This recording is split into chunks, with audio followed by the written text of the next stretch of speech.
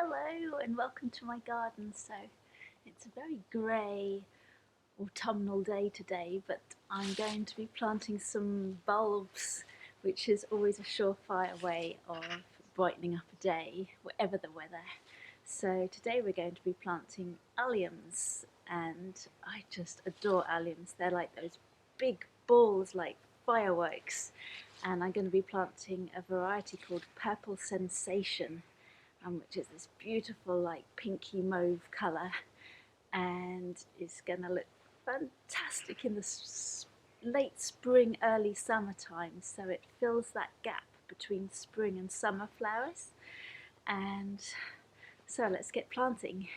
So alliums love a sunny position with well-drained fertile soil, and they make fabulous cut flowers. And then once the flower heads dry, you can cut them and use them for winter and Christmas decorations. So they're really good value. They give you a lot of joy throughout the year.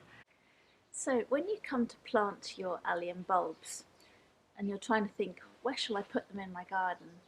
You want to put them more in the middle of a flower bed rather than right at the front, because they're quite tall, so they blend in well with other plants, and also often their foliage comes out about a month before their flowers do.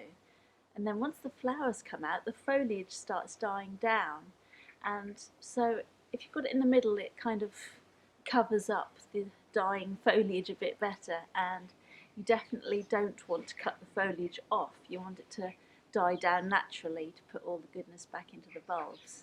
So in this flower bed I've got a bit of space where I'm going to put some roses, and I've got geraniums and phlox and all sorts of lovely cottage garden flowers. So these alliums are going to look fabulous alongside them, next to my bird bath. And so alliums come in different sizes depending on the variety. So these are fairly small bulbs. You always want to plant them with the sort of slightly pointy side up, and the side that looks rough with very tiny little roots appearing, that's going to go down, because that's the roots that want to grow down into the soil. Now if I was planting a flower bed from scratch, I had no other plants in it, then I could dig a whole trench and just put all the bulbs along in it. So you could just dig it with a spade and you've got one big gap. But as I've got quite a lot of bulbs already in here and lots of other plants, then I'm just going to plant them one by one. Now that works if you've only got a small amount to do. Now if you've got hundreds, you probably do want to dig big areas up.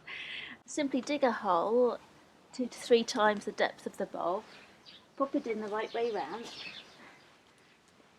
cover it over, compact it down a bit.